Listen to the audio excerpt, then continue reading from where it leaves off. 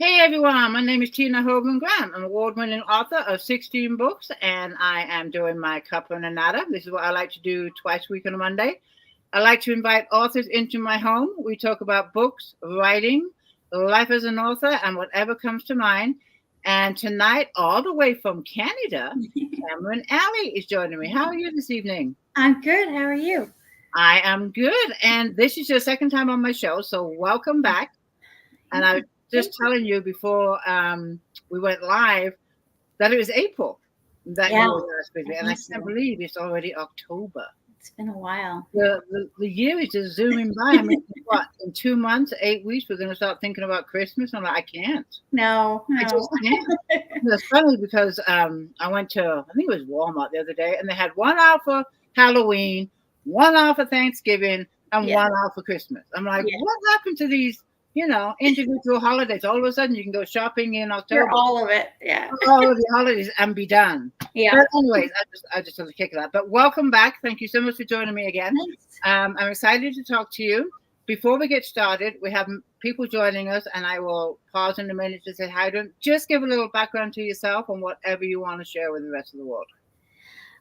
So I'm Cameron Allie. I started out writing contemporary romance that was described as warm and fuzzy erotic romance. So it's spicy, but it gives you that warm, cozy feeling, a nice happily ever after. Nothing too complicated, but all the emotions and definitely the spice. And then I branched into fantasy and paranormal romance in the last 2 years. So Wow. And how many books have you written?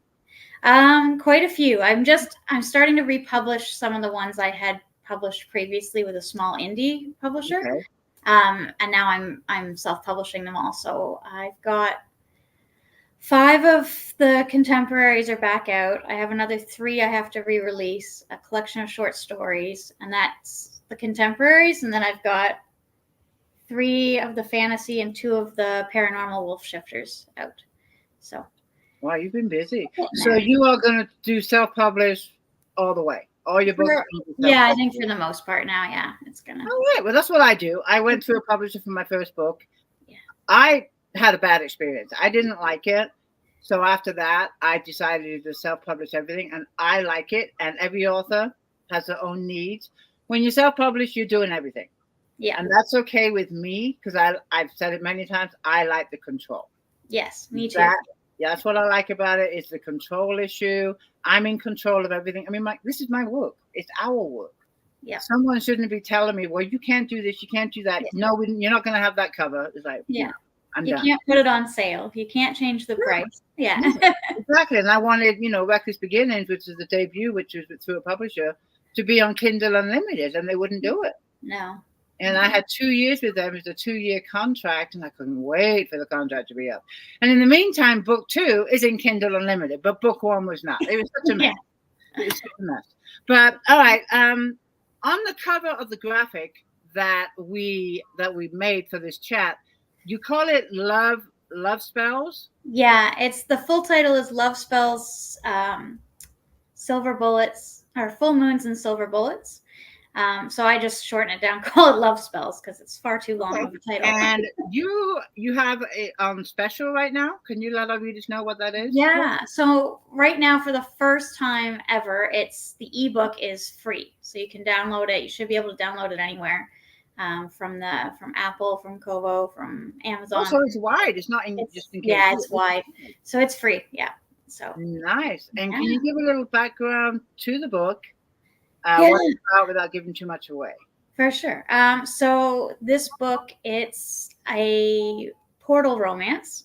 So we have a mortal man from our world. He's very depressed. He's just celebrating the 1-year anniversary of his parents' death, and he's not in a very good place. But his friends drag him out, and they're not very supportive. And he ends up in this corn maze, and he gets pulled through a portal into another realm. So once he gets there, he gets attacked by a group of werewolves and by a vampire, and then he gets saved by a witch. Oh, wow. Yeah, he decides to stay. The witch and him, they're attracted to each other, and he decides to stay with her for a year until the portal opens back up, and she promises she's going to help him get back home. So they have to brave a year of, he has to stay in this realm for a year and experience all the stuff that there is to experience there. So sounds interesting. And this, I guess you would call a paranormal romance. Yeah, I think it's, I don't know if it fits more in paranormal or if it's more fantasy or urban fantasy. With the witch and everything. Do you have a cover of it? Do you have a copy of it next to you? I don't have it next to me. I went digging for it and I didn't have one. It's getting recovered. I just got the new cover for it. So the cover will be changing. But it's a green witch, and I'll share a link. It's on the graphic that we used to promote this chat. And Cameron says it's everywhere free right now. Is there a time limit on when they can get this book? Or? It'll be October, the end of October. Okay, so for the next 2 weeks, you can get this book for free. Is this a standalone or is it a book one of the series? It connects into a series, but it has its own happily ever after, so you can read it as its own book. It does connect in. This is book 2. Hold on. Let me see that again. Let me see. Oh, I love that purple. Yeah, the purple's very vibrant. So when the new cover comes out for Love Spells, it's going to be green, very vibrant green colors. So yeah, this one's the second book. I have 2 little mini stories in between that connect both stories kind of together, and that one's this one here. I know. Who did these covers? This one's done by a woman named Raquel. She's in the UK, and so I think her company is called Crooked Sixpence. I love the vibrant colors. They really pop. Yeah, they do. They're beautiful. So you have 2 full books and then 2 like novellas in this series? Yeah. Is there going to be any more? Definitely, yeah. So it's book 2 again. Like the second one is it can be read as its own thing. It's got its own happily ever after.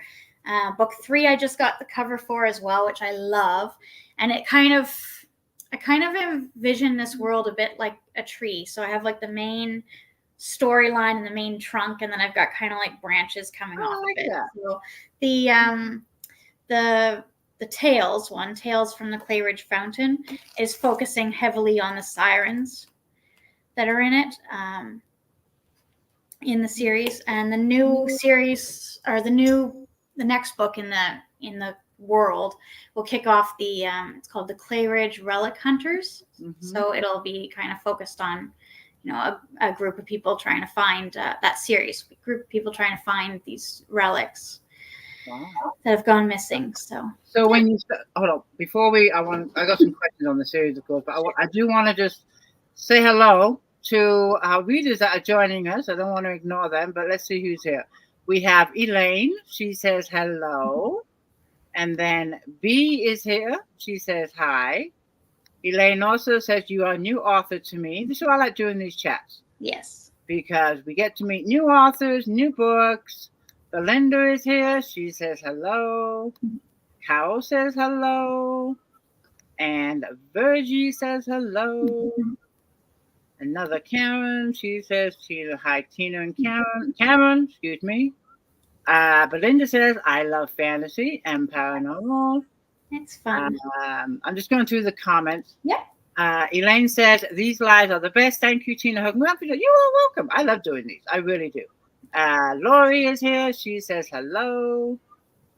Let me go down a few more.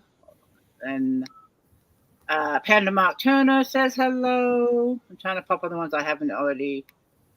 Oh, Carol says, thank you for sharing your book for free. Yes. Yeah. Janelle says, I'm sorry I'm late. You're fine. We're just getting started. Again, if you just joined us, I am talking to Cameron Allie. She's all the way in Canada. You're on the same time frame as me, right? It's 5 o'clock. No, it's 8 p.m. here. Oh, so you are like East Coast. I am, yeah. Oh, I didn't know that. I'm in Ontario, so I'm like, right up. Oh, wow. Right up. And everyone is saying, I'm going to pop up, your covers are beautiful. They are. I love them. Yeah. Elaine says, love that cover. Virgie says, awesome cover. Okay, so if you have any questions for Cameron, go ahead and put them in the comments, and I will get to as many as I can. Okay, of course, now I've forgotten the question I was going to ask you, but I'll think of another one. Okay, your book. when you first started writing this series, Love Spells is book one. Yeah. Did you know it was going to be a series when you started writing, or did it just kind of unfold it into a series? It was kind of an interesting situation. I had three author friends that we were all writing for the same publisher, and I said to them, "Hey, you know what? We've been running their Facebook group, and we work really well together. And what if we like each write a story that has a similar theme? They're totally different stories. Maybe we can connect them a little bit, and we can, group market it together as a group." Yeah, we all liked it. So we went to the publisher with it. We got a little bit of slack on that, but they suggested a corn maze. So we all had a corn maze in our stories. They were supposed to be about a 30,000 word novella. Before things finalized with the publisher, one of the other authors kind of had a falling out with them, so she decided not to publish with them. And I decided, well, you know what? I think I'm going to try it on my own and self-publish this one. So all four books have been published, two by the publisher, and one self-published, and one with another publisher. The blurbs for all of those books are in the front of Love Spells, so you can see them all. And yeah, which is really neat. They're all vastly different. Like one's more of a horror take on it. One is written by an Indigenous author, so she's got all the history in with that, because her character time travels back to meet her ancestors, and then the third one I'm blanking on right now, but yeah, it was all into a corn maze and some form of a portal. They go through something that changes where they are, so it was really neat. So that was my original plan with it. Was it's just going to be a little novella, no problem, no worries. And then the main character's ex-boyfriend showed up on the page, and I fell in love with him. And as soon as he came on, I was like, yep, it's got to be a series, because he needs a book at some point in time. So yeah. All right. And you said there's definitely going to be some more. Yeah, do you know how many? I don't. I think it might be a very open-ended series. I know that I have foreshadowed things, very heavy in foreshadowing in all of the books. And I've got stuff planned for at least up to book 12 or beyond. So oh wow, it'd be a long series. It will be, yeah. Now and hopefully they all individually kind of you can okay. Do you discipline yourself on when you want to get each book completed and ready for publication?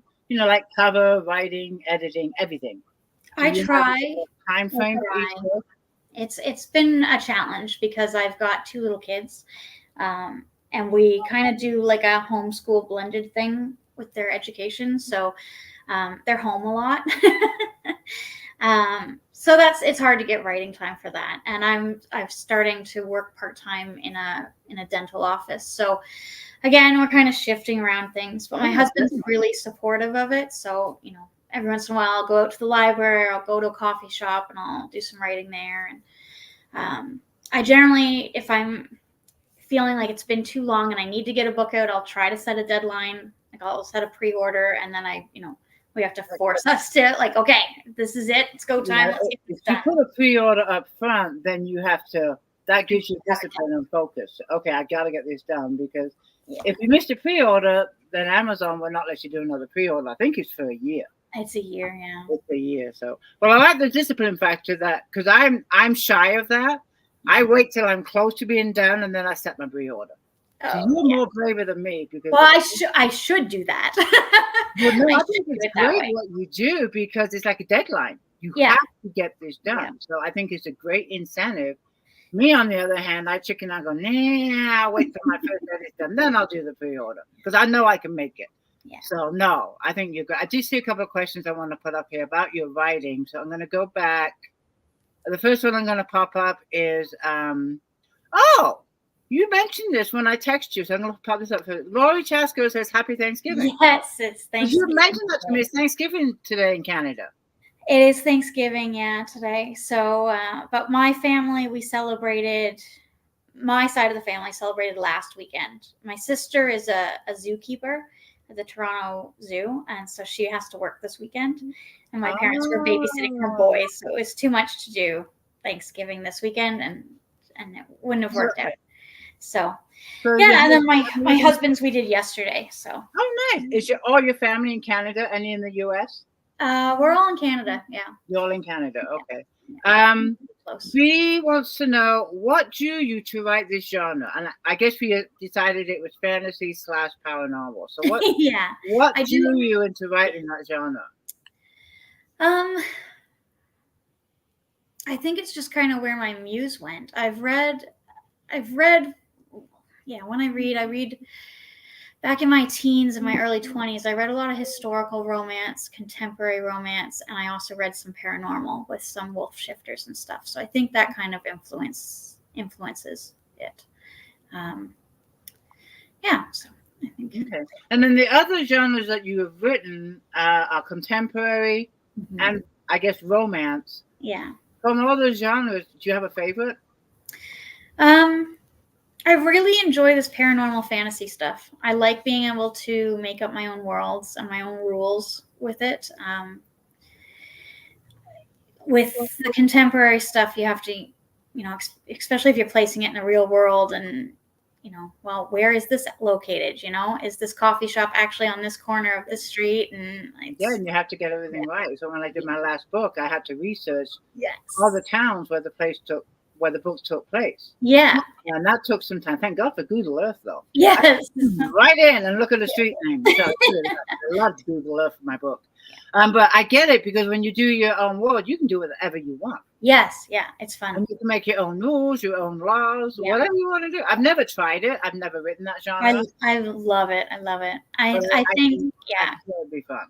It goes really well with all the foreshadowing. And I like to try to put a spin on different characters. So like my vampires, they can't drink other immortals' blood. It has to be a mortal creature. So human mortals or an animal that's mortal, but anything that has a long lifespan like they do, if they drink it, they die. Which I've heard is fairly, I don't know, not a common thing in vampires, I guess. In vampires. Where do the ideas for these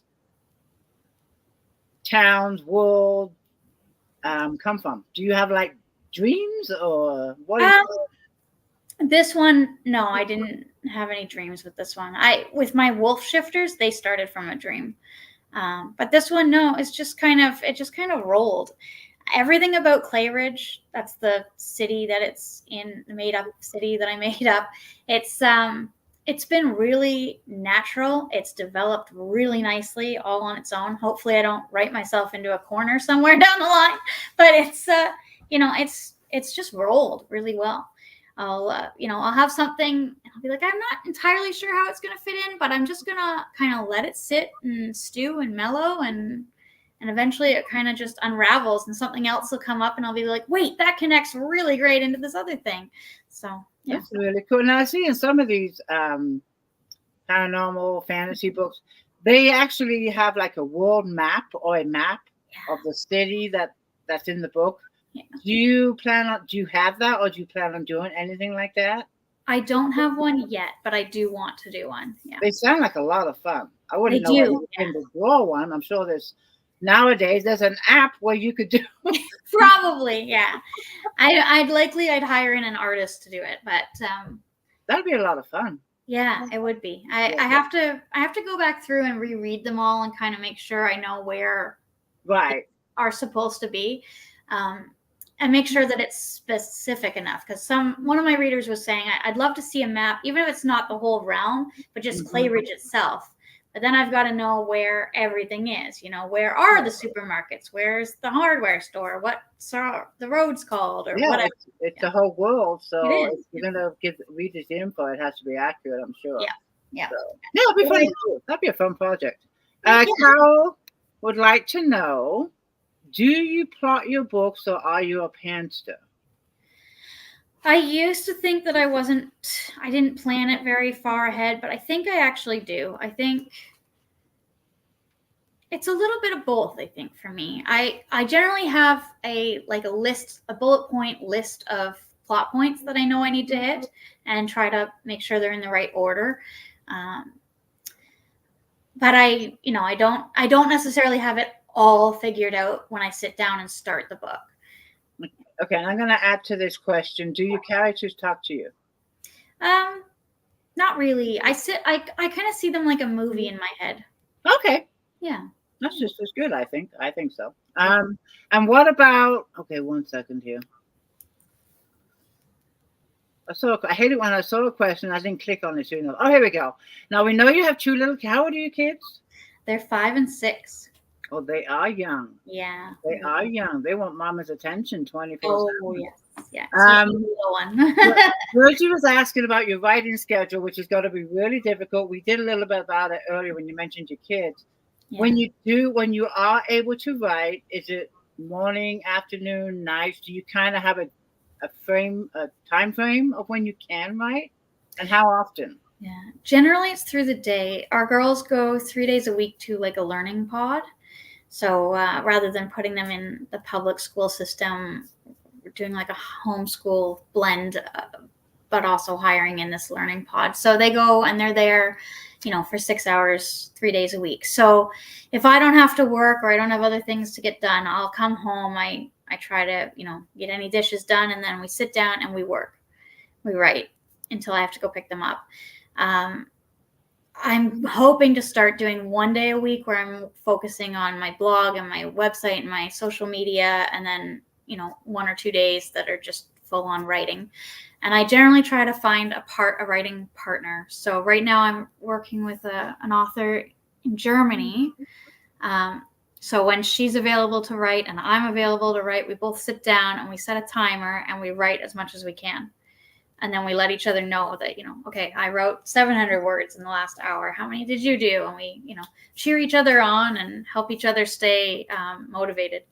Yeah. That's a cool idea. I've never done that. So I love it. It's very helpful for me. Well, it gives you inspiration. It gives you an incentive. It gives you, can't think of the other word, but I can't either. It's on the tip of my tongue, but it's not coming to you at the same time. Can you see each other? No, we don't. We haven't. Yeah, we haven't done a Facebook thing, or it's just through Messenger. We haven't done a. Do you read each other's work? I haven't read her work yet. She writes. She's doing some contemporary now, but she writes a lot of paranormal fantasy type stuff, and I'm tending to stay away from those genres right now because I don't want them to influence what I'm writing. Right. So, I generally stick to contemporary. Now you say she's in Germany. How do you go about finding a writing buddy? Well, with her, it was I think we were in the same writing group, and I said, I need to do some writing. Is anybody available? And she was. So generally for me, I'm writing in the middle of the afternoon or early afternoon before I pick my kids up, and she's writing after she's put her daughter to bed. So it works out. Yeah, she's way ahead of you, like 8 or 9 hours. I think it's 5 or 6 hours. Yeah. England is 8 hours ahead of me. Yeah. But in the East Coast, it's 5 hours. So they're 4 or 5 hours. Yeah. They're 4 or 5 hours. But you don't chit chat or communicate while you're writing. Not when we're supposed to be writing, no. But we generally, we chat afterwards. Interesting. I've never heard of that, but I like the idea. I like it. And have you written all your books with the writing buddy, or just something new that you just started? A lot of them, and she's about the third or fourth one that I've worked with. I also worked with Dina Garrison. We used to do sprints together, but we've both kind of just gotten too busy with life, and it hasn't lined up very well for us to work on them together. But yeah, she was a really big help too. I like that. I mean, I've heard of the sprints and I tried the sprints, but I got distracted because I kept looking at the freaking clock. Oh yeah. And for me, it's just like I spent more time seeing how much time I had. Yeah. That it took me away from what I was supposed to be writing. Yeah. But that was just me. I get distracted real easy. Sometimes counting down the minutes was just too much for me. So every once in a while, if we get into the flow of it too, then it goes the opposite way, where all of a sudden you forget and we're like 10-15 minutes over and like, oh wait, we were supposed to stop. Yeah. But I know a lot of authors that love it. They love it. It just motivates them to write, quicker, faster, and more words. Yeah. And I tried it. but I kept looking down at the clock. Doesn't work for everybody. Yeah. But I think it's a great way for people that need the motivation. Yes. Mine was setting a word count. My day's not over until I hit my word count. Yes. And I can split it up during the day. You know, like a couple of hundred in the morning, 400 or 500 in the afternoon. My word count is 1,500. It used to be 1,000. But my day's not over until I have written 1,500 words. I'd love to be able to, and that's what works for me. To do that, It didn't work in the beginning when I just sat down and said, I can't leave this desk until I've written 1,000 words, which is what my goal used to be. Because a lot of times you're sitting there just looking at the screen. Yeah, and you're just, the cursor's just blinking at you. And the clock's clicking. So now that I've decided, you know what? If it's not coming to me right now, I've already done 300, I'll write another 200 later. Yeah.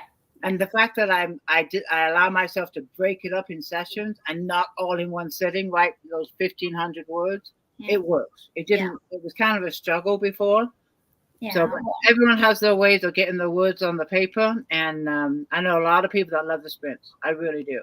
I want to pop up some things from Belinda Mann. She first of all says, "Happy Thanksgiving to you. I forgot it was Thanksgiving in Canada." Thank you. And then she also wants to know, do you name your characters after any family members or people you know? Nobody. Well, yes and no. Not family members or friends and stuff. I don't generally do that. I have named a dog after a family dog that we had when we were young. It's in Love Spells. It's the spirit of a ghost, spirit of a dog. And that was our family dog. But I have named a couple characters after readers. Yeah. Oh, okay. So I've named one after a reader so far. She's one of my husband and I, whenever we talk about her and like that she's said this about my book, she really liked this part or whatever. I always call her like my reader, because she was kind of like one of my first readers. So she's like the one that reads the books. So yeah, I asked her if it was okay if I used her name in a book somewhere. So I did, and the character's name is Melanie. She's in Love Spells, and she's going to get her own book. I think she'll be book. I think she's like book 9, something like that. So she'll be in the Clayridge series, and I already know like most of the plot for her book, and I need to get it written down before I forget. You'll get that. Now in Love Spells, is there steam? Yes. Yeah. Now, when a scale from 1 to 10, how steamy? 10 being the most steamy. Probably like a 7 or an 8. Like the language is explicit, but there's nothing super kinky in it. And it is a slow burn, so it doesn't. There's a couple kisses and stuff before the halfway mark, but then it takes us to the halfway before they really kind of get going. Now, do all your books have steam? Yes. Yeah. They do. Now, the contemporary romance, how many of those have you written? I've got this second publisher that I worked with has a 5-book novella series that they've bundled into one box set now. Okay. So they've got that one. And then I just re-released 5. I've got a short story collection that's coming out this fall. And then I have another 2 that I need to re-release. So, getting close to 10, I guess now. But yeah. You have been busy, my dear. You really have.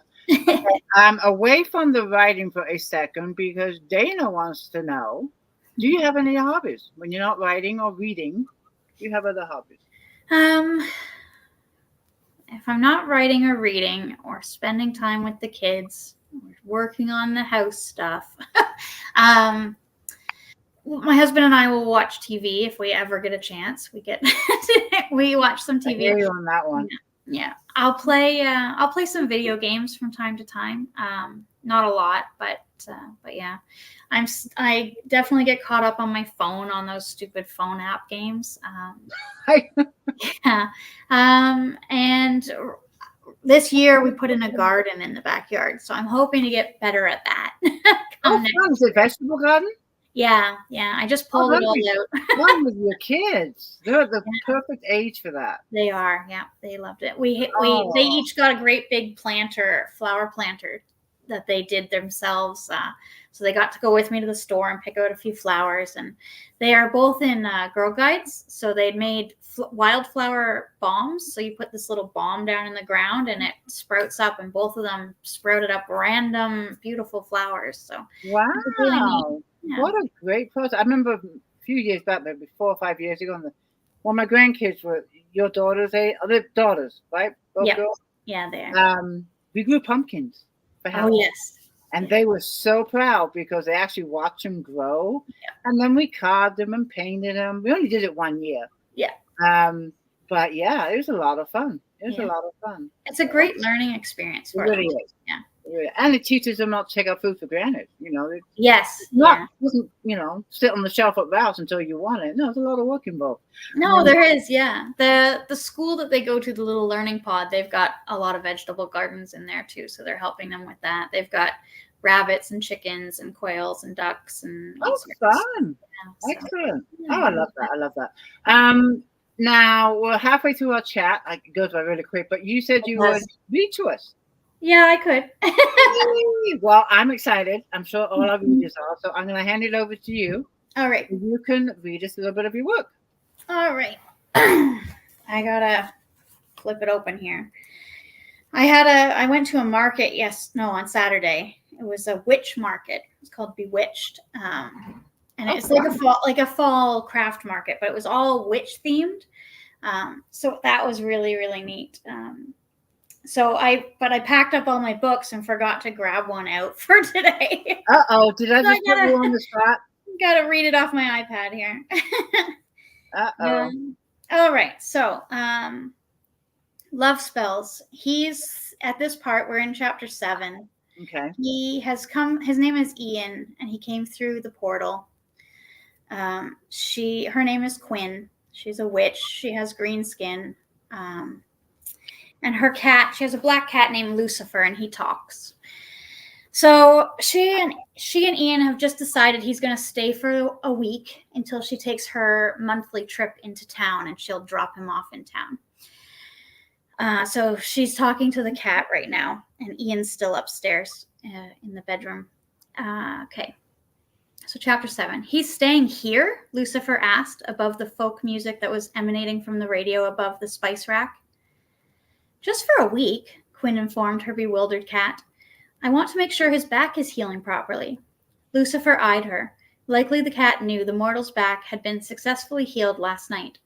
She knew he'd seen through her flimsy excuse and proved it by asking, Are you sure that's all you want to do with the mortal? What are you implying? She narrowed her eyes at the cat before laying a few more bacon strips into the pan. I'm going to town next week. I'll take him with me. A whole week. What if Draven finds out? Ian is protected on my land, and when he's with me, unless the werewolves attack in a group, I think we'll be okay. We'll be traveling mostly in the daylight, so they can't attack us in wolf form then anyway. Besides, it's really none of Draven's business whether Ian stays here or not. Lucifer snorted. Draven wanted that mortal last night. We both know he's not going to give up. Well, portal night is over, and unless Ian decides to walk around outside the city or take a trip to Oaks Hollow, I think he'll be safe enough in town. It's dangerous to keep him around, Quinn. It's a deliberate taunt, and you know it. It is not, she smirked at her friend. We both know I can handle myself around the wolves. Lucifer proceeded to grumble until a creaking noise alerted them to Ian's presence on the stairs. He proceeded down the narrow steps that led from the loft to the kitchen. So what can I help with? My dish is empty, mortal. Fix that, Lucifer demanded from his perch on the counter. Luce, be nice, she scolded. Quinn smiled at her house guest. Don't listen to a thing Lucifer tells you. How about you keep an eye on the bacon while I get everything else ready? She stirred a pot of apple cider on the back burner and lowered the dial to keep it warm before passing him a pair of tongs. She moved around him and reached for the radio to turn the volume down. Ian focused on the cat. Thank you for saving me last night. Don't get into trouble like that again. I'm not dying for you a second time. Lucifer's a a familiar, and in this series they have 9 lives, regardless of whether they're cats or other creatures. So Lucifer flicked his gaze between them. And ignore Quinn. You should definitely listen to me. If you'd run when I told you to. Samara still would have chased him, Quinn interrupted. Yeah, but I wouldn't have had to interfere and keep his ass free of a bloodlust spell. Quinn rolled her eyes. It was pointless to argue with Lucifer. The cat was always right, even when he wasn't. She nodded to the bacon and left Ian to flip the fragrant pieces of pig. While the bacon cooked, Quinn set about slicing a few pieces of a loaf of bread before preparing tomato and lettuce to make sandwiches. Quinn says you want to go back through the portal. What's over there that makes you want to risk going back through the woods on portal night? It's my home. Lucifer studied him. So a wife then? Kids? Why are you being so nosy? Quinn accused, though secretly she was dying to know the answer as well. He's living in our house. His presence is a risk to you. I want to determine if it's worth it. No wife, no kids. A girlfriend, then? The cat continued to prod. Ian leaned his hips against the counter and crossed his arms, the tongs hanging from his hand. No girlfriend either. So you're just unlovable. Lucifer! Quinn scolded again, another blush slipping across her skin. Why was she blushing so much? She felt like a schoolgirl around her first crush. Pushing that unwanted memory away, she glared at Lucifer, but Ian just laughed. I'd say so. Quinn gave him a reassuring smile. I'm sure that's not true. Like I said, don't listen to Lucifer. He likes to cause trouble. So if it's not a woman, wait, is it men you prefer? When Ian shook his head, Lucifer continued. If it's not a lover, then why do you want to go back? Most mortals stay. It's not safe to venture away from Clayridge, you know. That's where my parents raised me. It's my home. So you're going back for your parents? This time Quinn asked the question. She still mourned the loss of her grandmother. The grief was fresh, less than a year old. If she had the opportunity to reunite with her, she'd take it in a heartbeat. So she couldn't fault Ian's desire to risk his safety to join them. Ian turned to the stove, giving them his back. No, they're dead. Quinn and Lucifer exchanged a glance. She set down the knife she'd been using to cut tomatoes and silently crossed to him. The muscles in his back bunched when she placed her hand between his shoulder blades. Sorry, I forgot you're back. Sorry, you're back. I forgot. He glanced over his shoulder. It's not that. I just don't like to talk about it anymore. He paused. People don't like it. She frowned. But you're mourning. How will you remember them if you don't talk about them? How will you process your grief if you push it aside? It's just so fresh still. At least it feels that way. We're always getting sick of me moping about it. His lips pinched tightly. And I get that, I guess. Disagreeing, Quinn shook her head. My grandmother's death is still fresh. I talk about her often. When did she pass? Her hand dropped. 7 months ago? Yours? A year, almost to the day. It was a car accident on Halloween. He set the tongs down. I was the first one on the scene. He took a deep breath and locked gazes with her. She worried for him, anxious to know what he was going to say next. She worried for him, anxious to know what he was going to say next, and was unprepared for what came out of his mouth. How do you like your bacon? Wiggly or crispy? Quinn wavered, unsure whether to push him for more information, but he'd clearly requested a change in subject, so she honored that, at least for now. She peered into the pan. What's wiggly bacon? He smiled. That's what we called it in my house, when it looks like this. Oh no, crispy, definitely crispy. Anyway, that's where we'll stop. Very nice. I love that. Yeah. Thank you so much. I love some of the comments too. Colleen says, I love portal travel. It's fun. And then Cal says, love that cat. Definitely has an attitude. Barbara says, thank you for the reading.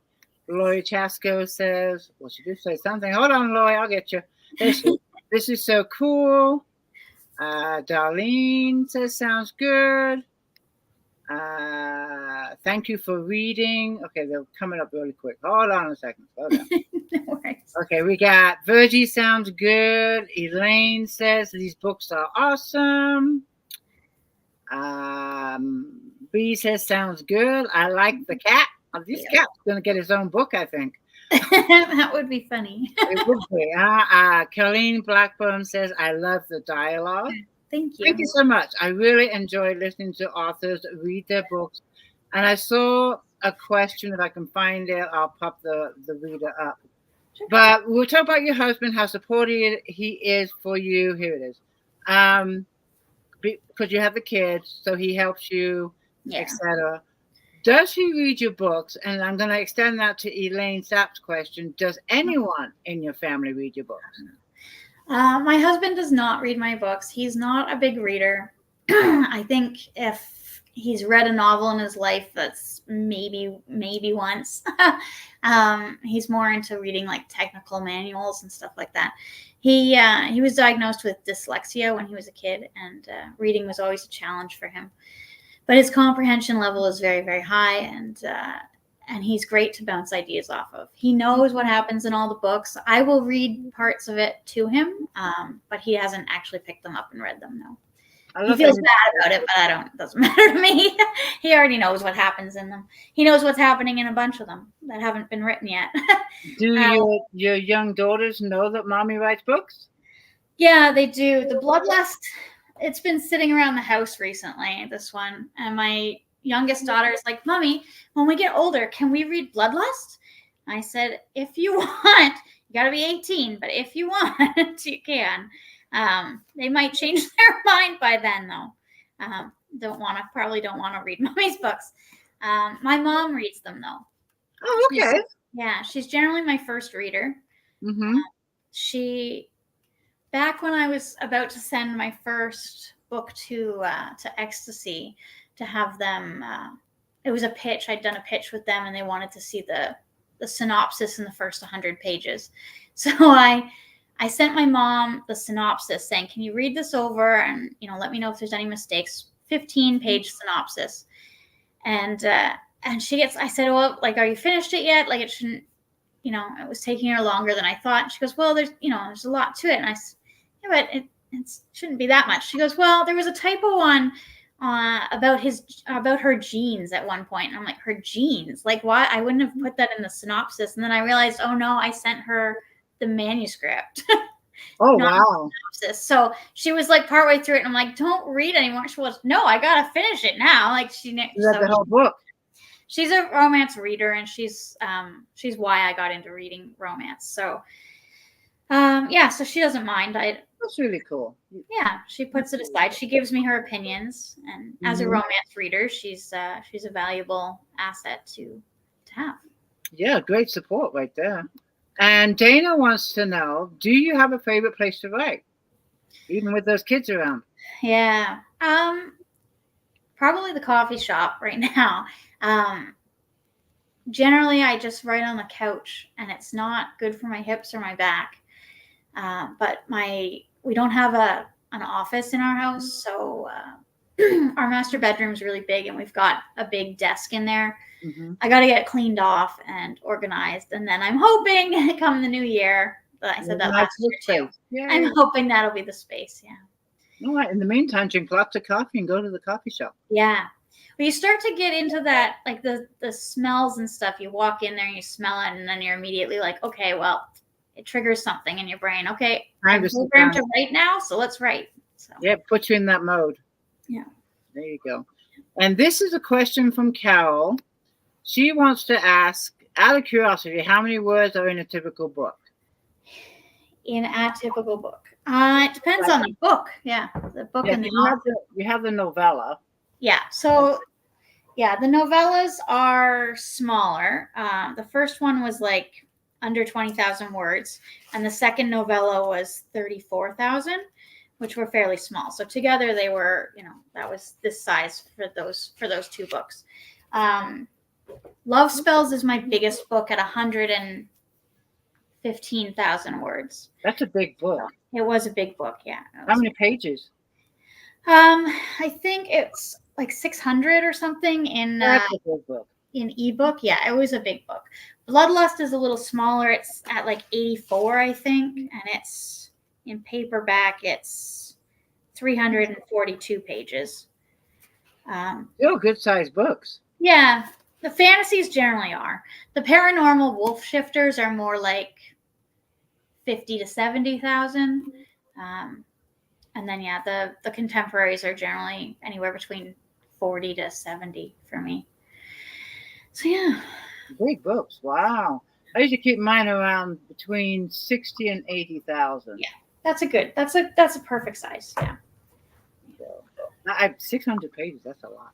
It was a big book. It was a big book. Your daughters are too young to read your books, but Belinda wants to know, are your daughters interested in books and learning to read? Yeah. It's something we definitely need to work on more in our house. We're reading like those easy early reader books now with them, okay. Very much fingers under the words and but they love books. So my daughter's birthday just passed and she wanted a Tinkerbell themed birthday. So I got her a book called, I think it's called Finding Tink, and it's part of the Never Girls series. It's book 1. And for anybody who's Tinkerbell from Peter Pan, but they also did like a spin-off series with her and her friends. So my girls have watched that and they loved it. So I bought this book and we're about 4 chapters in and they're very invested in what's going to happen. Good. I love that. Yeah. What inspired you to write? I mean, are there writers in your family or someone that inspired you to start writing? Not really. I don't know. It just kind of hit me when I was about 15. I thought I wanted to write a book, and I started working on a fantasy series, like a young adult fantasy series, which will probably never ever see the light of day because it's awful. Plot's good. The writing is awful, awful, awful. But that's like where I learned to write. Was on that series. Well, you can take it and clean it up. Maybe one day. Although I got so many other ideas, it'll be a long, long, long time. When you have an idea and it hits you, do you immediately have to stop what you're doing and write it down, or do you have another method of remembering what your idea is? Yeah, sometimes I do. It's the best scenes in my books, I find, are the ones that it hit me really hard and I needed to write it down then. Because if I find that if I don't write it then and I come back to it, the dialogue's just not as punchy. It doesn't have the same level of importance to the scene. And my mom, there's a scene in Love Spells that takes place at the fountain where the sirens live. And it was one of those ones that clicked in my head and I had to write it down. And it could very easily, I could pull that scene right out of the book and use it as like a teaser scene instead. But I think it connects in because this whole Clayridge thing is telling this great big wide longer story, a bit kind of like the MCU or something. That's kind of how I think of it. It's got this long arching storyline, so it connects into all of that sort of stuff. But it was a really powerful scene, and it's definitely, I think it was one of my mom's favorite scenes in the book. She asked me afterwards, she's like, "That's one of the ones you had to write right then, wasn't it?" Yeah, it was. Wow. Now, what if an idea or a dream comes to mind in the middle of the night? Do you wake up, get up, write it, or can you remember it by morning time? I cannot. I remember them right now. I don't know if that'll change or if it is changing. There's a couple that I should have written down and I haven't, and we'll see when I get to those books. Like Melanie's book, that reader, obviously the character's not the reader, but the character named Melanie, I've got her storyline plotted out, and I've got so many scenes of hers that run around in my head, and I need to get a couple of them down now, I think. And Samara, who's the vampire that attacked Ian in this book, in Love Spells, her book is starting to really flood to me, so I need to start getting it down. Luckily, does your head ever turn off? It doesn't feel like it.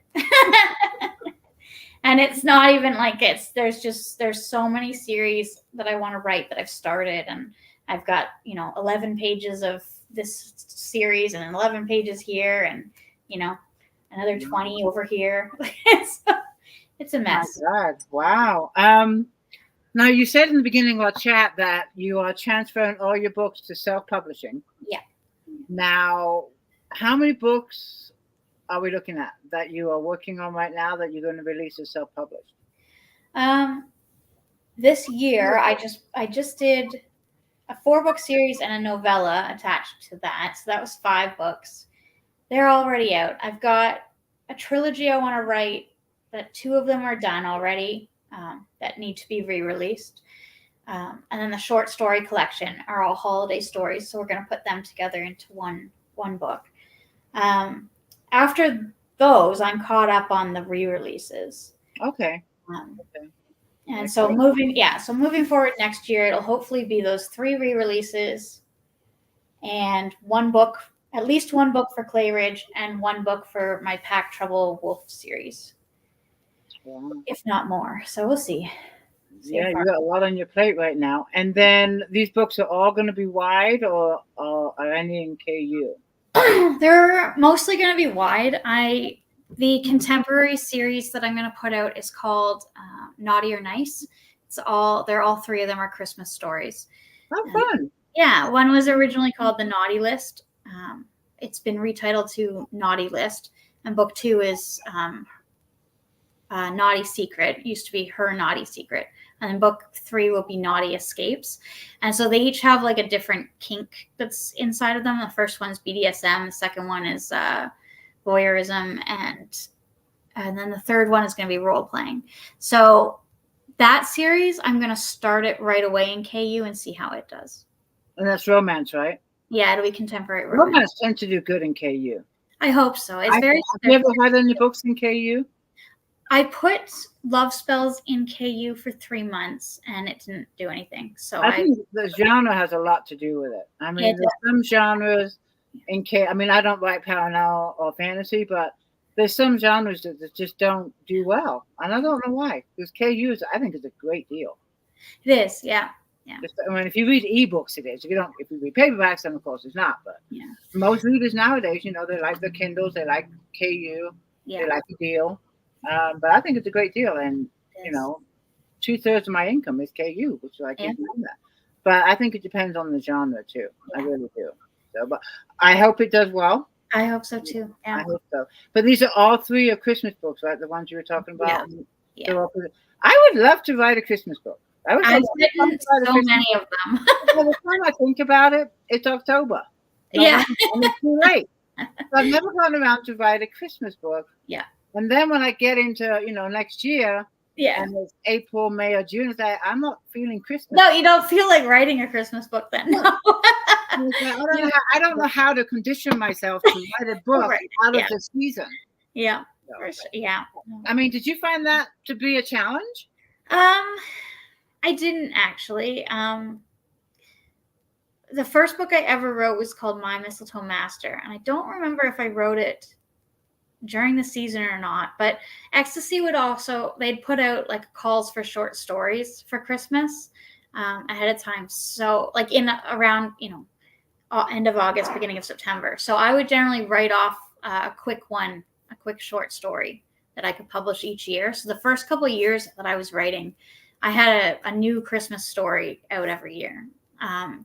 So those ones are what's going to be bundled. It's called Holiday Hearts. And the cover it's a nice cover.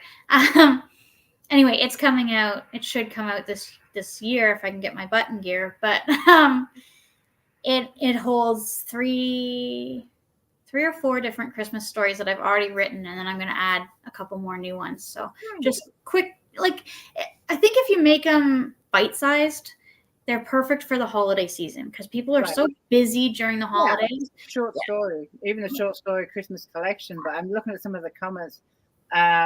Laurie says that most Christmas books come out in October, so I've already missed it. Oh, they're coming out really early. Yes. It's like I'm thinking to myself, well, maybe when I'm feeling Christmassy, like in the next few months, Maybe I should write a few short stories then, and then put them on. Just save them. Yeah, save them for next year. And I'd love to write Christmas story. I've never done it, but it's something I always in the back of my head. Oh man, I've missed Christmas again. It's like, good Lord. Let me see. Panda Mark Turner is asking, are any of your books in large print? That's a good. I don't see that question too often, and that is one that interests me because none of my books are in large print. But I get a few readers asking for large print. Yeah, I don't have any yet. I haven't looked into that yet. Do you know what's involved in doing a large print book?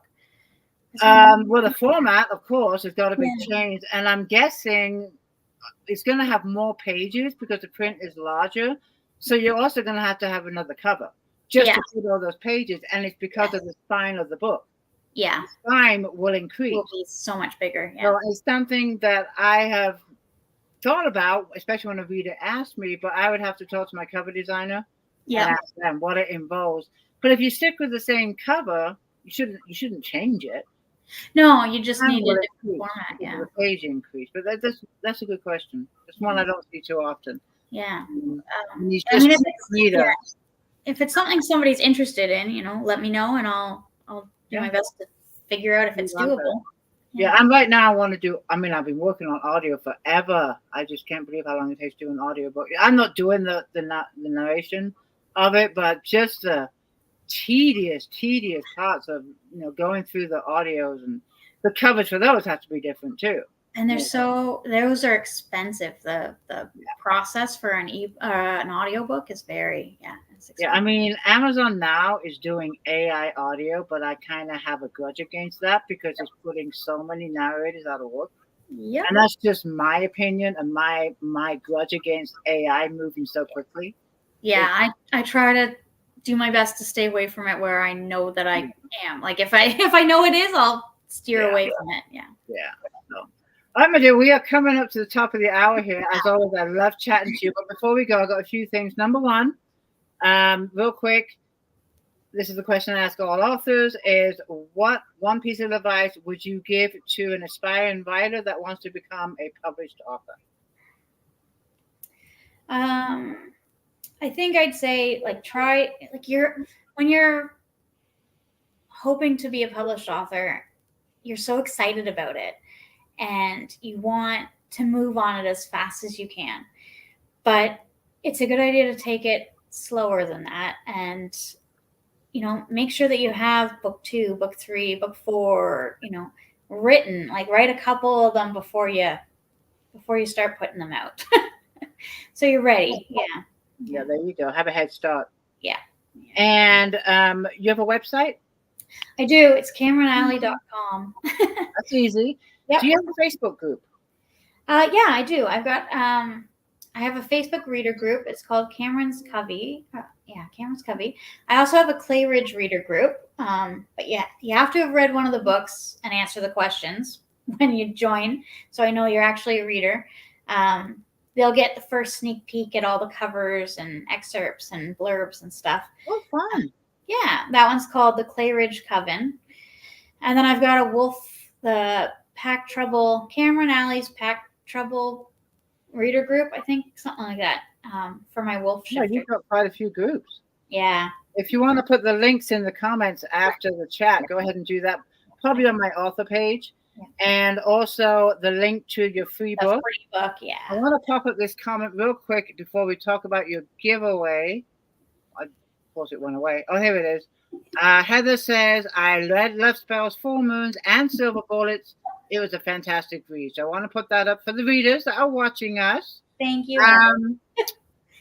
And real quick, you're doing a giveaway. So thank you so much for that. If you want to tell our readers what that is.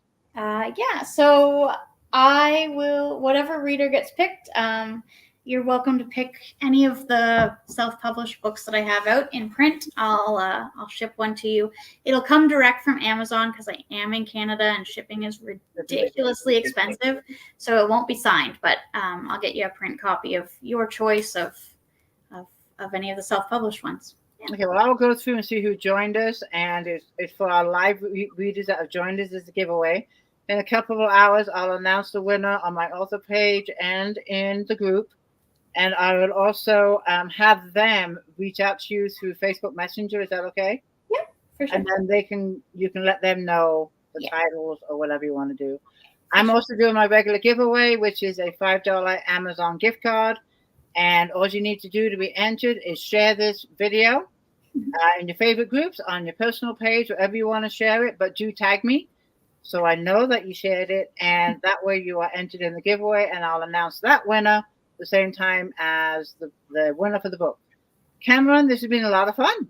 Yes, thank you so much. Thank you so much for joining us, and good luck with all the projects you have going on. Yeah. And when you get some more books out there and the new covers, reach out to me and we'll get you back on again.